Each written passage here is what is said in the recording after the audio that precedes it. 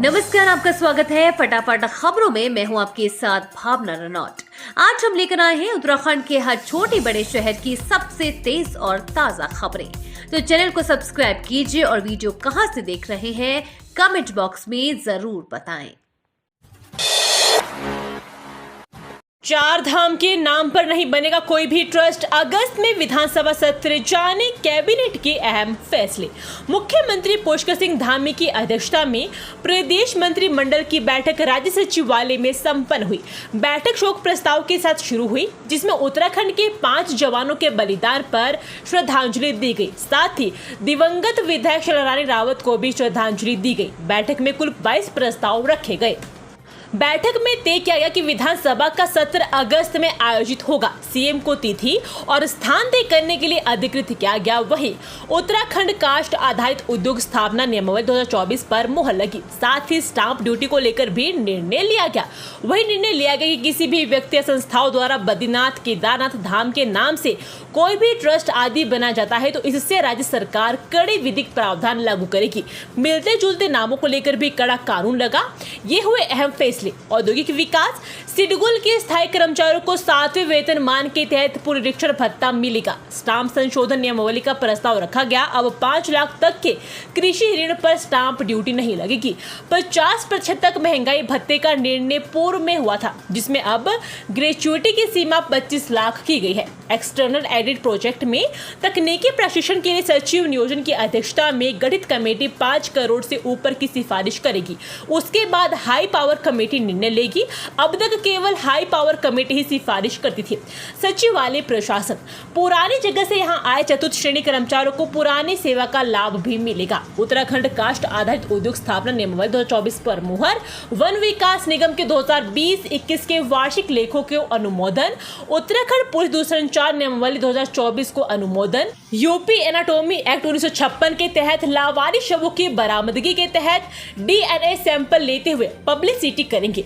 15 दिन बाद सरकारी मेडिकल कॉलेज में दे दिया जाएगा। स्वास्थ्य विभाग, मेडिकल कॉलेज पिथौरागढ़ व हरिद्वार में नर्सिंग के 240 पदों पर सीधी भर्ती, रजिस्ट्रेशन चार्ज एम्बुलेंस चार्ज एक जैसे होंगे।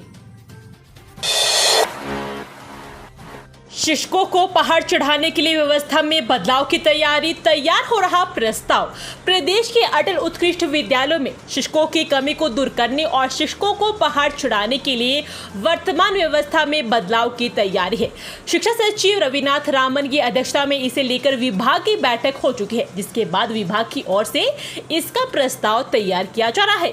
विभागीय सचिव के मुताबिक प्रस्ताव को कैबिनेट में लाया जाएगा। सरकार ने प्रदेश के 155 राजकीय इंटरमीडिएट कॉलेजों का नाम और बोर्ड बदलकर वर्ष 2021 में राजकीय अटल उत्कृष्ट विद्यालय कर दिया था। इन विद्यालयों को CBSE से संबंध किया गया, लेकिन विभाग के तमाम प्रयासों के बाद भी खासकर पहाड़ के अटल उत्कृष्ट विद्यालयों में शिक्षकों की कमी दूर नहीं हो पा रही है। विभाग इसकी एक वजह पूर्व में इन विद्यालयों को लेकर हुए शासनादेश को मान रहा है, जिसमें सुगम में तैनात शिक्षकों की सेवाओं को दुर्गम सेवा के रूप में जोड़ा जा रहा है।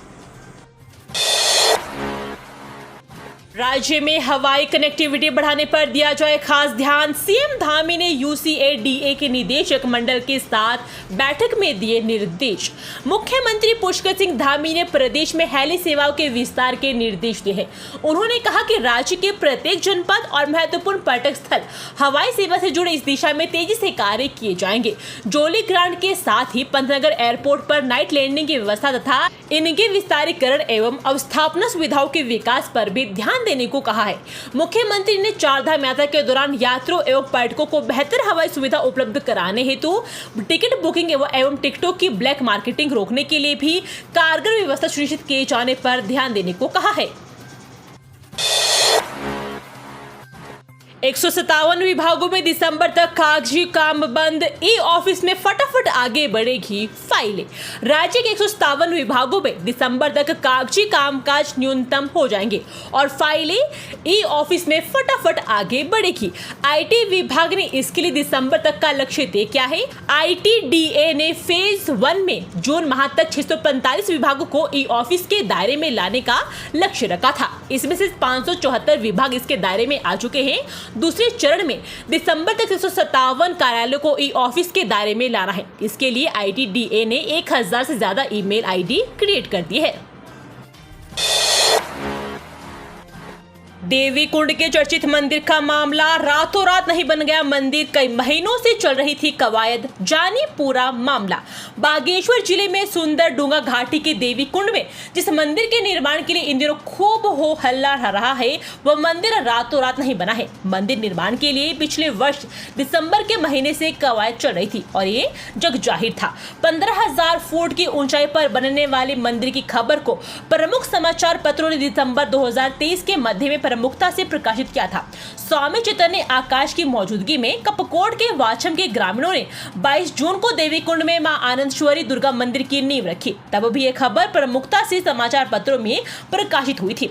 9 जुलाई को मंदिर का निर्माण कार्य पूरा हुआ। इस खबर का भी प्रमुखता से प्रकाशन हुआ। सोशल मीडिया में भी मंदिर बनने की खबर व्यापक रूप से प्रसारित हुई। रोडवेज बस से कुचलकर सफाई कर्मचारी की मौत, चालक मौके से फरार, एकत्र भीड़ ने जमकर किया हंगामा। अल्मोड़ा नगर के लोअर मॉडर स्थित अंतर्राज्यीय बस अड्डे में रोडवेज की बस से कुचलकर एक सफाई कर्मचारी की दर्दनाक मौत हो गई है। हादसे के बाद से बस का चालक मौके से फरार हो गया है। हादसे की सूचना मिलते ही मौके पर भीड़ एकत्र हो गई। वाल्मीकि समाज के पदाधिकारियों समेत पुलिस टीम मौके पर पहुंच गई है और फरार चालक की खोजबीन की जा रही है। हादसे की जानकारी मिलने के बाद मृतक के परिजनों में कोहराम मच गया है। नरकोटा में निर्माणाधीन सिग्नेचर ब्रिज का एक तरफ का ढांचा ढहा, पहले भी टूट चुकी शटरिंग। ऋषिकेश बद्रीनाथ हाईवे पर नरकोटा में निर्माणाधीन सिग्नेचर ब्रिज का एक तरफा का ढांचा ढह गया है। गनीमत रहे कि यहाँ लोग काम नहीं कर रहे थे, वरना बड़ा हादसा हो सकता था। ऑल वेदर रोड परियोजना के तहत ऋषिकेश बद्रीनाथ हाईवे पर नरकोटा में 110 मीटर स्पान का सिग्नेचर ब्रिज बना जा रहा है। अब ब्रिज का ऊपरी फ्रेम तैयार किया जा रहा था। गुरुवार शाम 5 बजे पुल का रुद्रप्रयाग की तरफ वाला टावर ढहेगा, जिससे फ्रेम भी ध्वस्त हो गया। मैं शहीद की पत्नी हूं, मेरे बेटे से मारपीट करने वालों पर कार्रवाई नहीं हुई तो डीएम कार्यालय में प्रदर्शन। पिथौरागढ़ में एंचोली के पास रविवार 14 जुलाई को 2 युवकों के साथ हुई मारपीट करने का मामला तूल पकड़ता जा रहा है। हालांकि पुलिस इस मामले में युवाओं के साथ मारपीट करने वाले 8 युवाओं को गिरफ्तार कर मुकदमा दर्ज कर चुकी है। इस घटना के बाद से विभिन्न जन संगठनों में आक्रोश है। उन्होंने कलेक्ट्रेट पहुंचकर पुलिस प्रशासन के खिलाफ प्रदर्शन कर डीएम से पूरे मामले की निष्पक्ष जांच करने की मांग की है। विभिन्न जन संगठनों ने इस संबंध में डीएम के माध्यम से सीएम को ज्ञापन भेजा है। उन्होंने कुछ लोगों पर SC/ST एक्ट का दुरुपयोग करने के आरोप लगाए हैं। बृहस्पतिवार को देवभूमि क्षेत्रीय समिति के बैनर तले विभिन्न जन संगठनों के लोग कलेक्ट्रेट पहुंचे।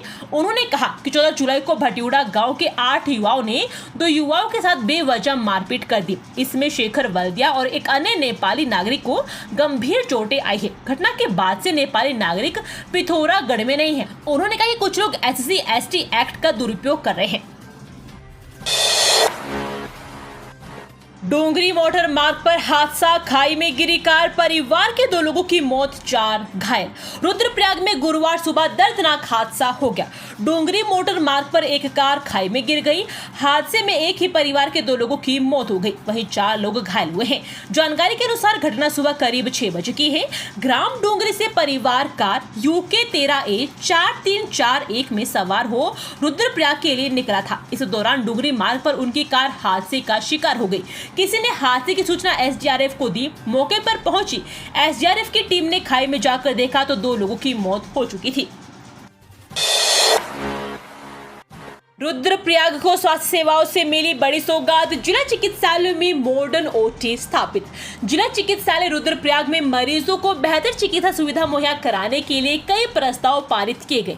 इसी बीच रुद्रप्रयाग जिले को स्वास्थ्य सेवाओं से बड़ी सौगात मिली है। जिला चिकित्सालय में लंबे समय से मॉडर्न OT की मांग उठ रही थी, जो आखिर पूरी हो गई है। चिकित्सालय में मॉडर्न OT स्थापित हो गई है। दरअसल रुद्रप्रयाग के चिकित्सालय में मरीजों के ऑपरेशन के लिए मॉडर्न OT की व्यवस्था करने की मांग की जा रही थी, ताकि मरीजों को बेहतर सुविधा के लिए इधर उधर न भटकना पड़े। चिकित्सालय की इस उचित मांग पर जिले में मॉडर्न OT स्थापित कर दी गई है, जिसका लाभ केदारनाथ यात्रा पर यात्रियों के साथ जिले वासियों को भी मिलेगा। अत्याधुनिक सुविधाओं से लेस मॉडर्न OT में कम समय में ही ऑपरेशन की सुविधा है और इसमें इन्फेक्शन का खतरा भी कम होता है।